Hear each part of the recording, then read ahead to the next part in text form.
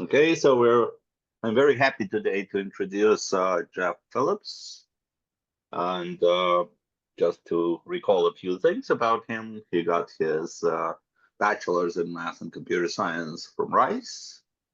He got his PhD from Duke with Pankaj Agarwal, and after some adventures, he ended up in Utah, and he's still there, and apparently in charge of the data science program. So I'm not sure if this is going to be related to the talk, but I think I'm going to let him start. Please do go ahead.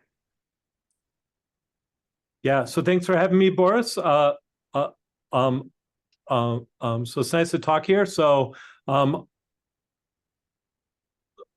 Boris told me that it would probably be a good idea if I talked about things like points and like disks and rectangles. So I'll do that, but I'll warn you that kind of this problem has motivations from like the world of data science, and there are algorithms, and we actually implemented so some of the algorithms as well. So just to warn you, and so this has mostly been work with my former PhD student Michael Matheny. This is a problem I've worked on for bits and pieces over the years, and so I'll just kind of like blend a bunch of stuff together. And so we'll maybe get to some of the more newer stuff at the end of the talk. So the basic problem is we're maximizing over a range space. What this means, we have a set X of points that are in RD. Mostly we're going to be talking about just in 2 dimensions today. And then we're going to look at a family of subsets of X, okay? So, and these will be geometrically defined, right? So these are things like disks, half spaces, and axis line rectangles. Those will be the main objects we'll be talking about today. And so for each of these subsets, right, a subset of the points will be defined by some geometric shape, okay, in this talk. So for instance, the points inside of this disk here, if you can see my mouse, those are the subset defined by that disk, right? And then, but you could also define them by rectangles or half spaces. I've drawn them all here at the same time, but we'll be considering just one family of shapes at a time. Okay. Okay. And then if we'll be calling a range space is the pair where you have the ground set X, which is your I think it was the data, and then the kind of the query set or the family of shapes are going to be the ranges C, right? And these define subsets of the point set. Okay. And so sometimes there's a confusion between the geometric shape and the subsets, and we'll be careful about this distinction. Kind of need to be careful about later in the talk. So okay. So next we're going to color all the points. Color them the points either red or black. And so X will be a disjoint kind of union of R and B. So we'll have 2 sets R and B. It's in some cases it's okay if they overlap and a point is both red and black.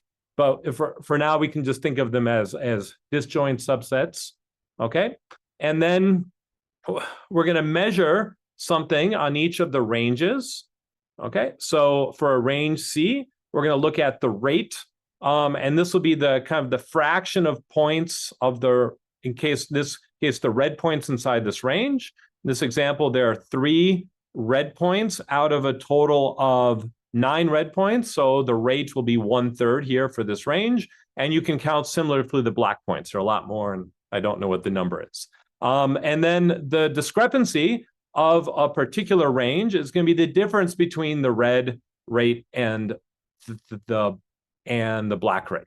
Okay, so you want to look at how different are the fractions of points inside this range, and then you can talk about the discrepancy of the range space, which is typically defined as maximizing over all choices of the range. Okay, so you define a family of geometric sets. You're not given a finite number of geometric sets. You're saying any possible disk. I want to find the one that maximizes this difference.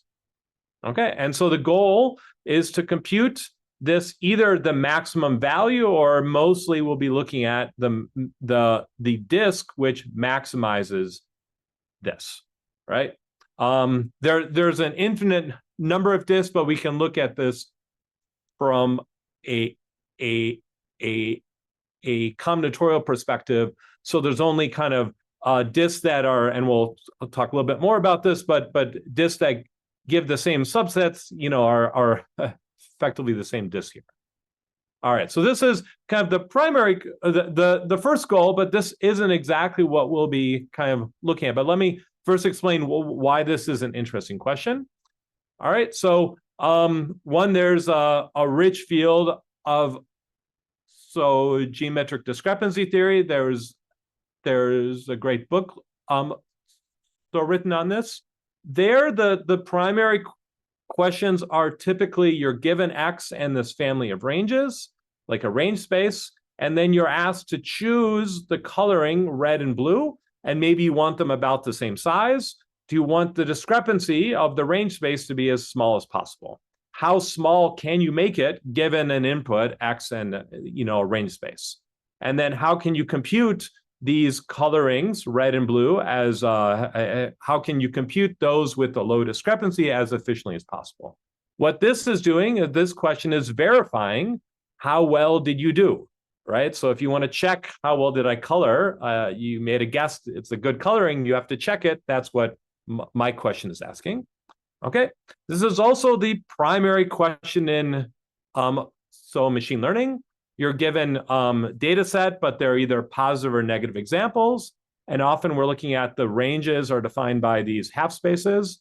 So you could draw the boundary of the half space, and you want all of the positive points in the half space and none of the negative points. And finding the half space that minimizes the misclassification rate on the training data, right, is this problem in the where we're looking at half spaces, right? So this is the primary stated objective where you want to classify as good as possible on the training data. This is often posed, they've often do convex relaxations of this, but this is the primary problem that machine learning actually wants to solve with half spaces. And you could change the range space and still interesting, a different classification question. Okay, change the family to disks, that's a different sort of classifier.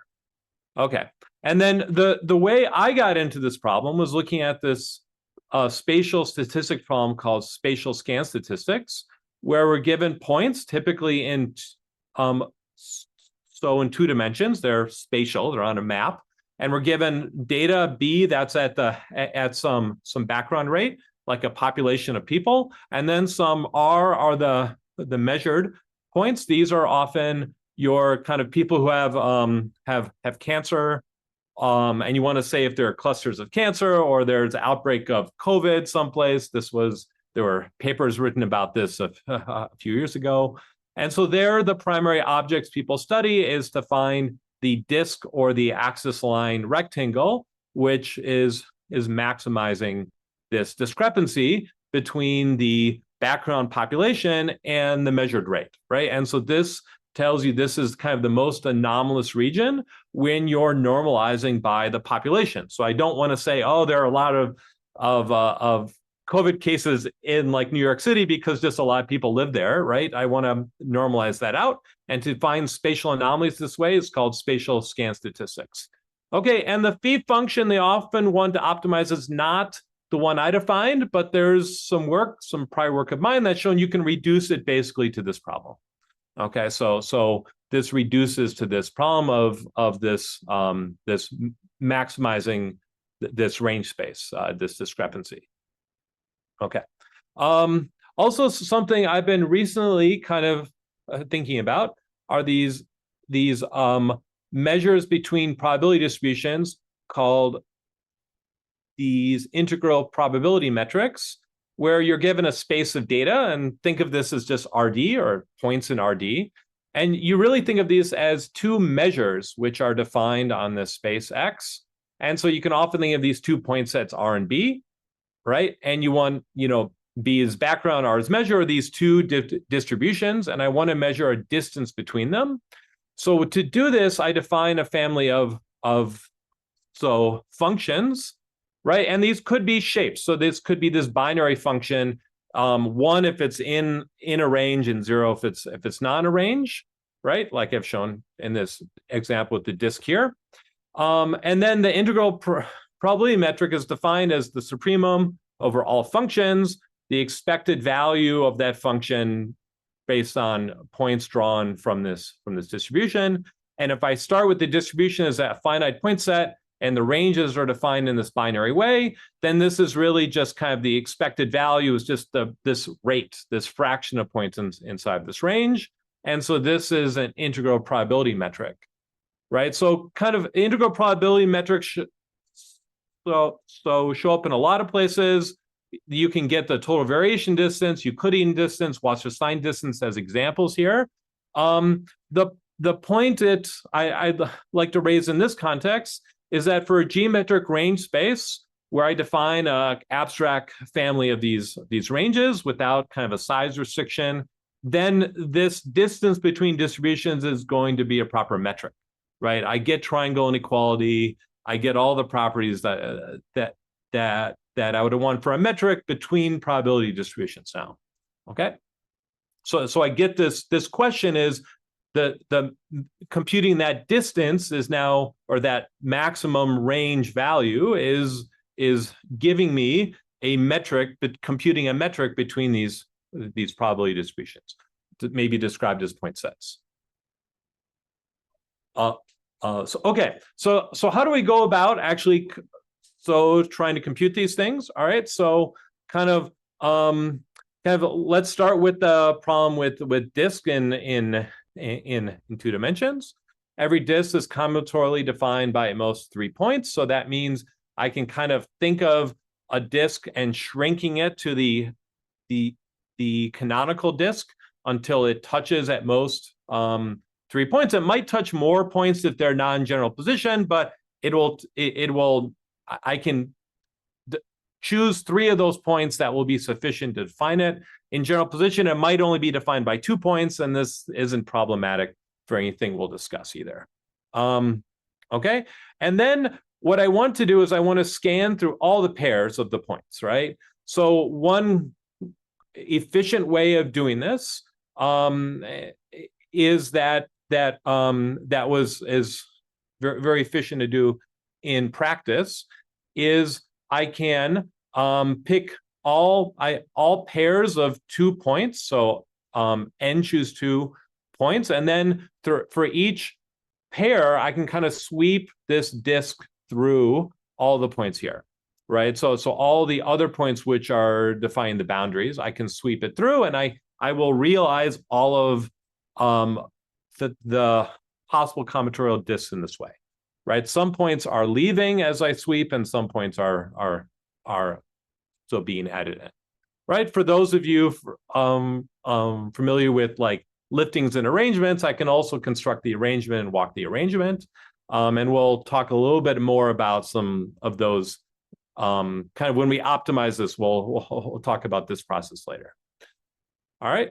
So this is kind of the basic building block. We want to scan all disks, and for each one, and for half spaces, you can do this in kind of n to the d time. And for axis-aligned rectangles, it's n to the 2d, because there are 2 times d kind of sides, or 4 sides for a rectangle in the plane, right? That you have to enumerate all of these things. And you want to kind of count how many points of red and blue are inside as you're doing the sweeping. Okay, so the problem with this is that, I mean, this is kind of, you can construct an algorithm for this. Thing is, this does not scale very well as the data size gets big. And when I started looking at this problem, this was kind of okay, but data kept getting bigger as I've been in this job longer. And so this became kind of not okay. We looked for some better solutions here. Okay, and so we're onto the second and the main version we'll be talking about. is going to be the approximate version of this maximum. And so this is where we are permitting an error epsilon, and this will be kind of an additive error. Think 0.01 or so 0.01, so like 1 over 100. And so we're now going to be trying to find some range from our set, which is within epsilon of the optimal. Okay, this is an additive error here. Okay, so this is what we're going to be looking at. This setting where additive error here, where this is kind of normalized by 1, turns out to be kind of the useful way of analyzing these motivating problems. The geometric discrepancy theory, we look at approximate constructions. In machine learning, this is the sort of error bounds that you get in the machine learning problem. Spatial scan statistics, this is the right error bound. In fact, we showed that this was still statistically powerful to find approximate ranges. And if you didn't quite set the ranges up right, you didn't get as much power. And these integral probability metrics, this is typically kind of the right way of form of approximating them once you translate into this language. Okay, the other reason is that this is what holds under random sampling. Okay, so if I assume the data set was some unknown probability distribution, I just drew random samples from it, then this is the sort of error bound I can possibly get, where I'm actually relating kind of the error I found in the sample versus the error I would have found on the true distribution. It's about this additive epsilon error here. And so then we're going to deal with randomized algorithms that hold with some probably 1 minus delta. We'll think delta pretty small here, okay? But I won't worry about the probability failure too much. It basically just comes from the sampling and what we'll talk about here. So now we'll talk about how do we do this efficiently, and this will come to the idea of coresets. These are things mostly coming out of geometry that are these small summaries that work as a proxy for the full data set, right? So we want to somehow reduce the size of the data set to something much smaller and then solve the problem and do this. So we get efficiency just because our data is much smaller, okay? And so this relates naturally. The right coresets to start thinking about here are these epsilon samples and epsilon nets. Okay, and these are defined with respect to a range space, and they approximate things related to the density of the range space, right? So in the plane, we'll look at these again, disk, half spaces, and these rectangles. An epsilon sample is a subset, right, which is maintaining for every range that we consider, we want that the sample to be close to the true fraction of points, right? So this was this rate function I defined over the full set X, and now I want that rate function on the sample to be close, and I get the same sort of epsilon error I was looking at before. Okay, so this seems like a good match. This is a good start. Right, in this example, again, we got, so it has to be close everywhere, right? So not in this example, this was 0.25, the red points, and about 0.227 of the black points. If this is close for all ranges, this has to hold, right? Not just one on average, but all of them. And that's kind of the magic of these epsilon samples. Okay, and epsilon net is a weaker structure where you have to, you don't need as many points in your epsilon net, because it's still a subset. But what it needs to happen is if a range is large enough, a larger than rate size epsilon, then you need to have at least 1 point in it. Okay, I don't have to maintain the density everywhere, but if it's a large enough range, I need to hit the range. Okay, so these are epsilon nets. Okay, and so this is closely related to VC dimension. Oh, you've heard of this. It's combinatorial complexity of these ranges, and it's constant for all the things we'll talk about in this talk. And so basically, there's old theorems of Vapnik and Cherveninkas, and then slightly improved, and then with epsilon nets from Hausler and Welzel, that says that if you sample about 1 over epsilon squared points, you get an epsilon sample, and about 1 over epsilon log 1 over epsilon points, you get an epsilon net. right? So if anything with bounded VC dimension, you get this property. I get this to hold for all possible ranges, which is the real kind of powerful property here. Okay. And so we're going to use these coresets here.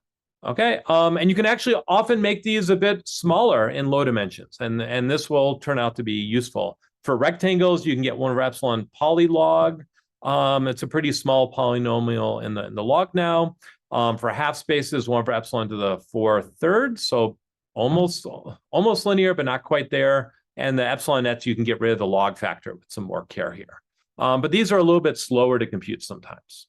Okay, not in n, but in the epsilon, and we're going to care about the epsilon, because think of 1 over epsilon as maybe 100. So 100 to the power 5 is bad. Okay. Okay, so the idea is to sample and then scan, and this gets you a better curve here. And let me just walk through this algorithm here, and this won't be our final answer, so don't worry if this seems too straightforward yet. We're just going to sample a bunch of points to create an epsilon sample, right, and do the same for the red and the black points. And then we'll have guarantee that if we measure the rate on the sample set, it will be within epsilon of the true set. And this will basically go up to constants to get us that the discrepancy will be the same for any range that we measure. And so then the idea would be just enumerate all of the ranges by, you can argue based on VC dimension or things I mentioned earlier, that there's a polynomial number in S based on the VC dimension, and I will evaluate each of them in O of S time, and I can get this kind of general result, 1 over epsilon to the 2 VC dimension plus 2, right? And this gets, and you can optimize these things through other algorithms and get disk 1 over epsilon to the 6th, half space 1 over epsilon 4th, and rectangles about 1 over epsilon to the 4th. Okay, so these work okay, but this is still pretty slow. This is still too slow. And I didn't really explain why this step was okay, right? This first step where the ranges are, when I evaluate them, that's a good approximation. That's hopefully clear. But why can I only enumerate the ranges defined on the sample as opposed to on the full set? What if I missed an important range here? So why is this step okay? All right. Okay, so the key concept here that we will then refine a bit more throughout the talk is this 2 sample, so sample then scan, where we're going to use an epsilon sample and an epsilon net. Okay, and the idea is that we'll scan over the epsilon net, and this will give us the right guarantees, and it's also smaller, so this will be faster. Okay, but before we do this, I need to kind of talk a little bit about this distinction in these geometric ranges between the subset and the shape, right? These geometric ranges, often people say, oh, this is a shape that defines it, or it's a subset of points, and we need to be a little bit careful here, okay? So I'm going to define something called a conforming map, which is going to have for a range space, which will have 2 properties here, okay? First one will have this recovery property, where if I take a subset of points, which is a valid subset of the full set, and then I apply my mapping to get a canonical shape, so I shrink this the smallest closing ball, then I will recover a shape which is still in the range space. Okay, the subset I get from my mapping here, it still needs to be in the range space. That basically means that my mapping gives me, if I start with the disk, I need to get a disk at the end. Okay, so it's pretty simple to satisfy. Okay, and it's also a valid subset of the net points as well. Okay, the other one is the inclusion property. Okay, that's a little bit trickier. That if I have a subset of points from the full set and I create the conformal map to a shape, okay, this gives me a shape that's defined to include the best one on that subset, then I will recover, okay, the intersection of that shape with the full set is also going to be a valid shape here, okay? So if I start with the subset of points y, right, which is a subset here, and I find the map on here, I'm going to get a valid shape here again. Okay, so I need these two properties to call this conforming map. This will allow me to define a canonical shape for any sort of shape. Okay, often think of like the smallest enclosing shape. Okay, not every shape has this property. Okay, if I start with a smallest enclosing triangle, I may not kind of recover the original point set. So I started with the triangle to define the set A, and then I found the smallest enclosing one, and it kind of shifted over here. This one is somehow slightly smaller than the original one. Then I'm not recovering the same point set as before. Okay, so it doesn't always hold. Okay, but this property will be sufficient to kind of describe how this algorithm works, and it really kind of shows the mechanics that we need to kind of make this procedure work. Okay. I mean, I'll come back to this question of, is this the right abstraction here? So we're back. We have a conforming range space. We have some map function, which allows us to take a subset and map to a shape. Okay, and then we create an epsilon sample S and epsilon net uppercase N. Okay, and same for both sets. Now what I'm going to do is I'm going to induce a range space, these range subsets on the net. Okay, so I'm going to look at just the net points, the small set of net points. And for each of these, I'm going to define a subset of the points. That's a valid subset in the range space. And for each of those, I'm going to induce a shape, right? Okay, and then for each, so then for this reduced range space, now where my ranges are only defined based on the net, right? Then I'm going to apply this to the full set X. Okay, so this X intersect the shapes defined by the points that are valid subsets in the range space, subsets of points in the range space. So I'm mapping between the subsets defined by the shape and then to the shape that those induce. And then that gives me a subset on the full set. Okay, and so now I can claim that for every range in the original range space on the full set and the original ranges, that there exists another range, C prime, that I can apply on the subset S, which captures, this is the density, and the range space defined by only the net, so that the rate function on C, the original one, is close to the rate function on C prime evaluated on S, right? The sample, right? And this implies that if I do this on both the red and the blue points, that I can solve on this restricted range space defined by the net and evaluate it on the sample and get at most epsilon error here. Okay. There's one step I didn't quite explain why this works yet, and let me kind of try and explain this. Why is the net set a good representation? And what I didn't explain yet is it's not, I don't define an epsilon net on the original range space, but I define it on this extension,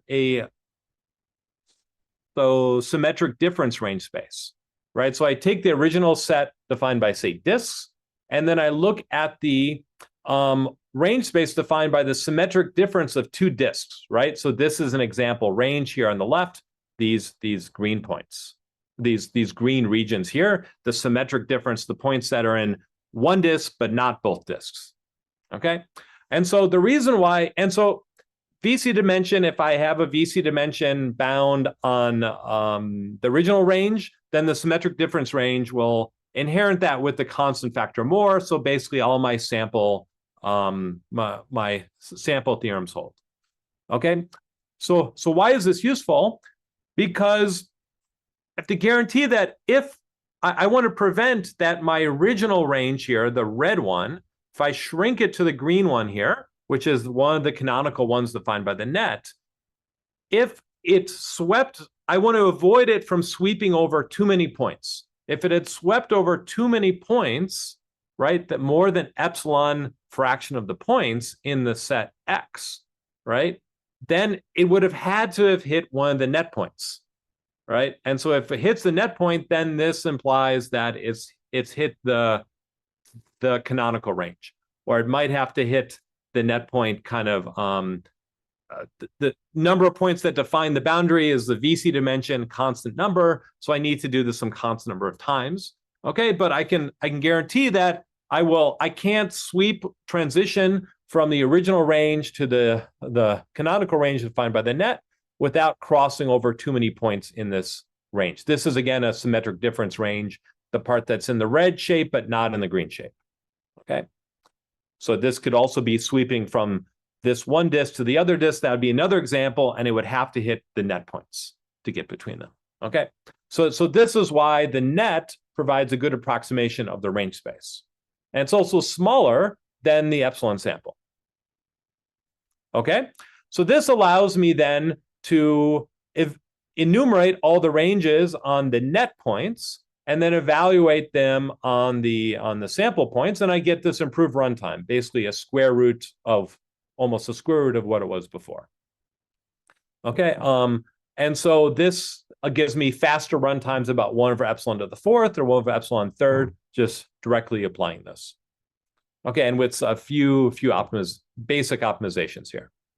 Okay, and so this leads to things that actually scale independent of the size. It just depends on the approximation here I want, right? I need to create a random sample, and then I run the algorithms on the samples in the right way, and I get things that are quite scalable here. Okay. Okay, and so yeah, so I can state this kind of general theorem, one on conforming range space, and 1 over epsilon to the VC plus 2 with some log factors. I get this epsilon approximation. All right, so this is not the end of the story. We said, okay, this is a general result, but we didn't really crank all the knobs here. We can actually do better, right? I mentioned you can do better than random sampling on these epsilon samples and epsilon nets, and there are other tricks as well. So what else can we apply? Let me also mention, I don't know if this conforming range space is the right kind of abstraction here. It should be something where you can kind of enumerate all the ranges properly. And in fact, I made these slides a while ago with this before I quite realized it applies well on things like axis-line rectangles. This conforming range, the space of disks and half spaces are not actually so conforming either. But this applies for axis-line rectangles, and this applies here. And you can get this all to work with disks and half spaces, but I don't think conforming is the right abstraction here. So I think this is a nice question. What is the right abstraction here to think about? All right. Let me say if we can do a bit better, and let me just kind of mention a couple things here, and then I can happy to go into more detail in a few of these. But for rectangles, we've optimized this more, and we kind of basically 1 over epsilon to the 4th is kind of the basic algorithm here. You can remove the log factors with some care. We have a really efficient algorithm that's 1 over epsilon to the 3rd in practice, and a kind of a theoretical algorithm that's 1 over epsilon squared that involves some complex recursion that we implemented, but is not really practical. So we can and this bound is tight through some conditional lower bounds, 1 over epsilon squared. Okay, for rectangles. So we can tune this more by kind of being careful how we snap onto a grid and pre-computing some things. And I can come back to this if you would like me to. Okay, for half spaces, right, and disk, you can lift to 1 dimension higher half spaces. Half spaces are the other big question. And so how fast can we get half spaces? Just the basic sampling was 1 over epsilon cubed. Through building some cuttings, we actually implemented these, but they weren't super practical. You can get 1 over epsilon to the 2.33 if you build the cuttings efficiently. There's some log factors I've left off here. And then we have an efficient variant that's 1 epsilon 2.657 using kind of a ham sandwich tree method. And the cuttings is not practical, but this actually, I believe, gives a real meaningful difference here. The ham-sandwich tree is really getting to very small error quickly once you get past the noisy part here. So I think this is a meaningful improvement. And then later, after we did all these experiments, we had an improvement to 1 over epsilon squared with some log factors as well. And let me just give a quick overview of how this works. All right, so the first insight is you can actually get size 1 over epsilon net that will basically induce 1 over epsilon to the d half spaces, and this is sufficient to look at a sample of size 1 over epsilon. If you're a little bit careful with the analysis, you don't quite need to go through the net analysis. And then, so we're going to then have this property we want. And so then the key thing is to insights, we build a data structure on the full data set X. So instead of going through the epsilon sample, we instead build a data structure size 1 over epsilon to the d that allows us to ask queries, range counting queries, approximate range counting queries, and log 1 over epsilon time. So it's a big size data structure, but only depends on epsilon and d. And the time to build it is n plus 1 over epsilon to the d. Okay, so pre-computing this based on the sample is not so hard, but doing it efficiently is the hard part. And then we evaluate each of these 1 over epsilon to the d half spaces and log 1 over epsilon time. Okay, and this is the main algorithm. But again, the hard part is building this data structure so efficiently. And so the idea to do it is you first dualize all the points into half spaces. And then the query becomes, instead of which points are inside the half space, the half space becomes an array that's pointing down. And you want to know which of the, or how many roughly within an additive epsilon error, how many half spaces are beneath this, does this array intersect? Okay, and we can build a recursive structure where we gradually kind of build a kind of refined structure it's the same procedure as like a cutting, if you know what this is, over these half spaces, except we don't need to store all the information. We don't need the conflict list. And if you don't store the conflict list and you look at the error and the runtime to build this, then you get this runtime, and you can get this guarantee, epsilon error, additive epsilon error approximation guarantee. Right. Yeah. So okay. So this is kind of a preview about ways you can beat this general algorithm. Right. So and if you were to build a more efficient epsilon sample, it would kind of go through a route similar to this, but we're using the data structure version instead, and then we can just ask fast queries instead of querying the epsilon sample, where the data structure makes this more efficient. Okay, we had a previous version that built the epsilon sample a little faster, and that got this 1 over epsilon to the 2.33 algorithm, but then the data structure allowed us to kind of get rid of that extra polynomial term in the 1 over epsilon.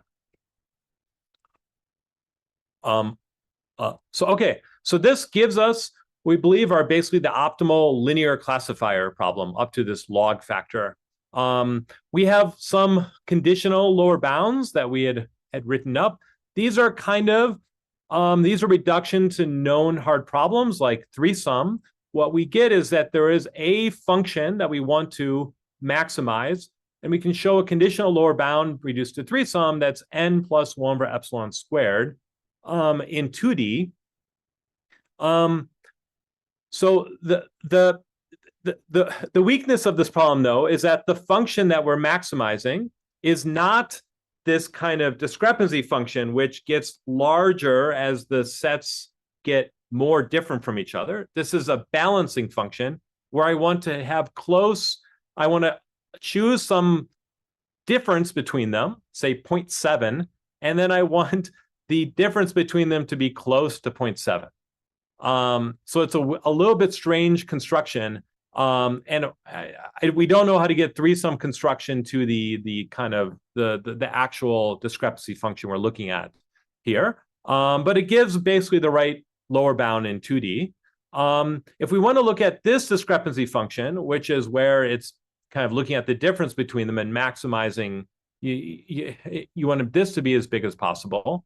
Then we have a different lower bound. It's not an approximate lower bound. It's only on the worst case on the exact problem. And it only goes to n to the 3 halves. And it relates to all pairs. So shortest paths. It reduces to that hard problem instead of 3-sum. Okay, so there's the 3-sum and all pair shortest paths are kind of classic things. There are a lot of things reduced to. I recently heard from Payman Afshani, who suggested that I look at this degeneracy problem of checking if a half-space place a hyperplane, D minus one-dimensional hyperplane goes through D points, and he thinks this is hard. So this might give us a lower bound in D dimensions, but I haven't really worked this out yet. But this may be a neat open problem. How hard is optimal linear classifiers? Okay, so this was the main thing, but let me talk about a couple of other extensions. I maybe have 5 or 10 minutes left. Is that right, Boris?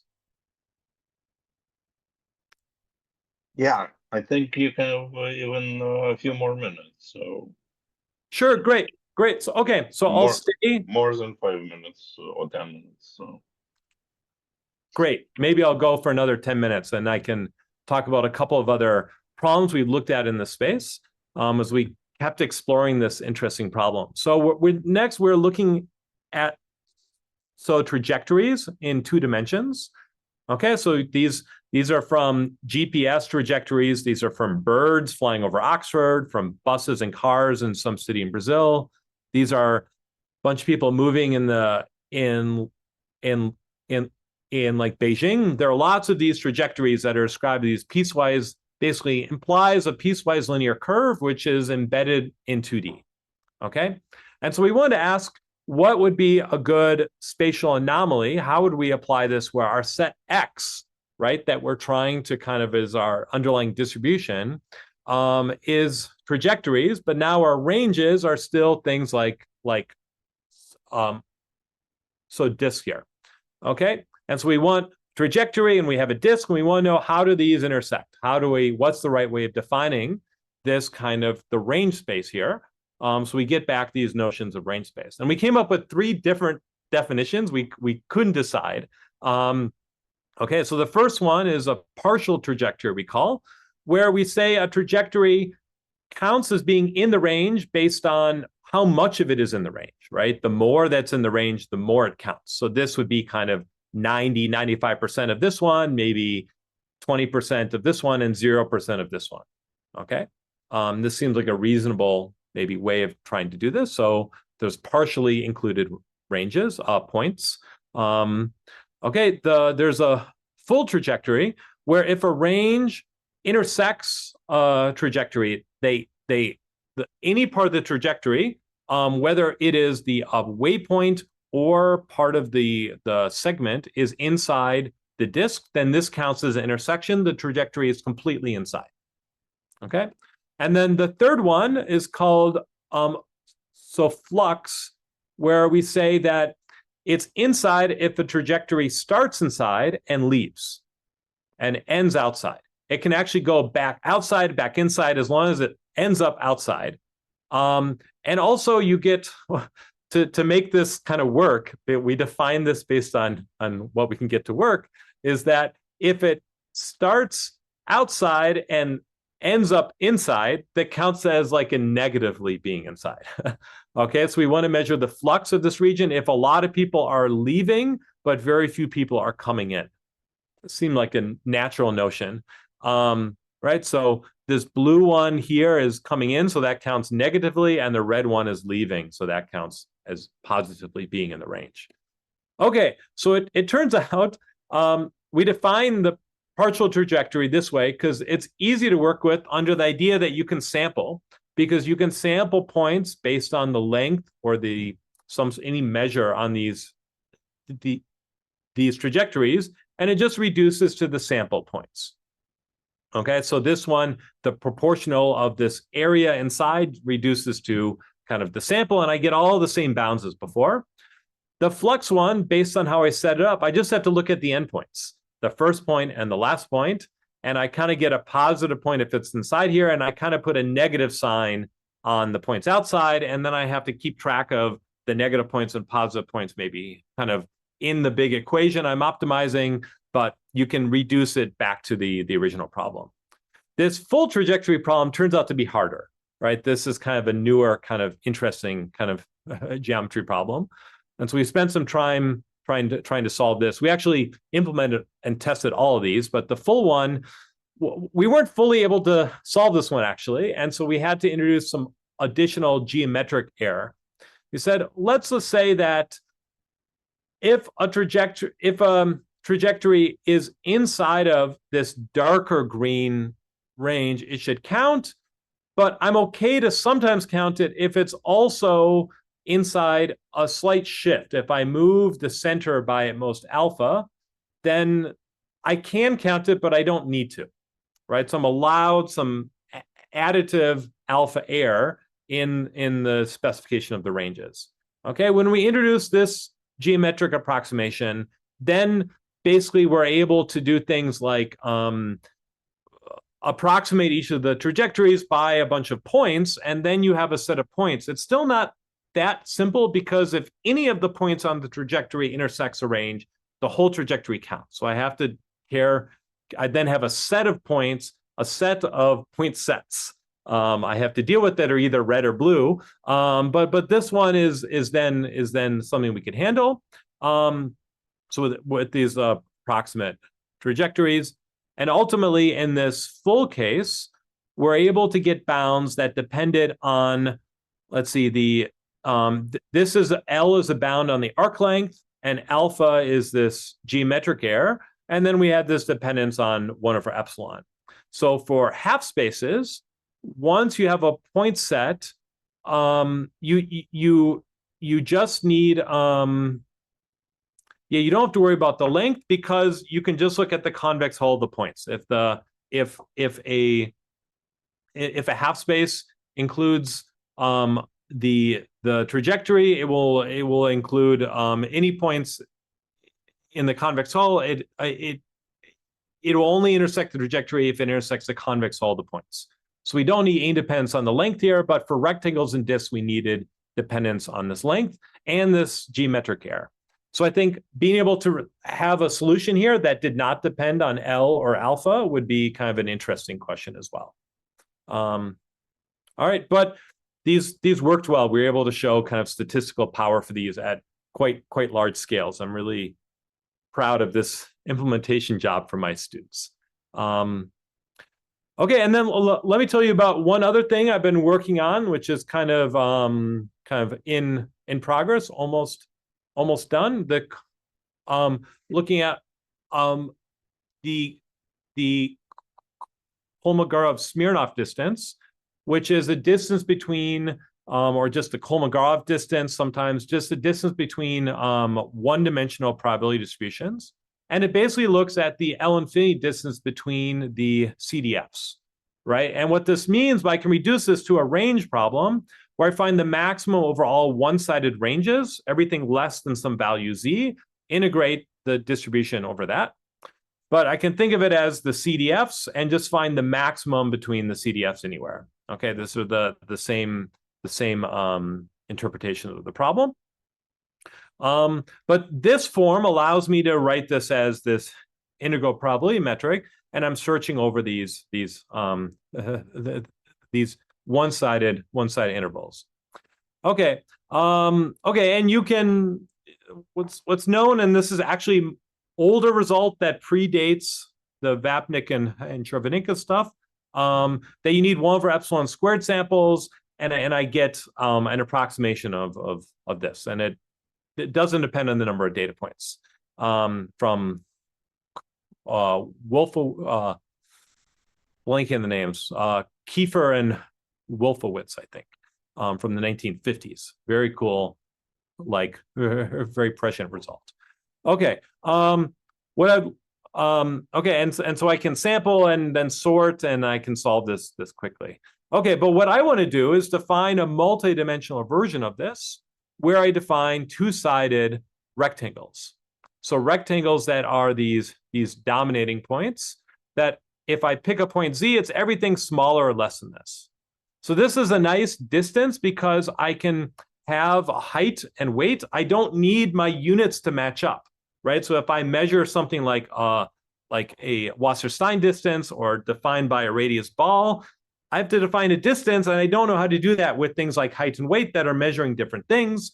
But I'm just saying this range doesn't care about the units of height and weight. I change them, it doesn't change the combinatorial structure here. So I'm going to maximize over all these ranges. And what we can say is we can still do this in as fast as we can solve it in 1D.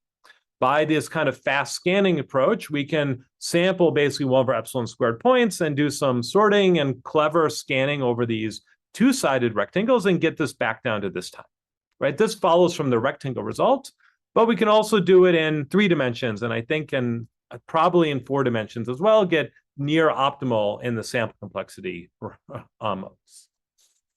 runtime here. So great. So I'll stop here and open it up for questions. I think these are kind of some neat problems, approximately maximizing ranges that tie into lots of areas and have lots of neat geometry questions. So hopefully you enjoyed my tour of this.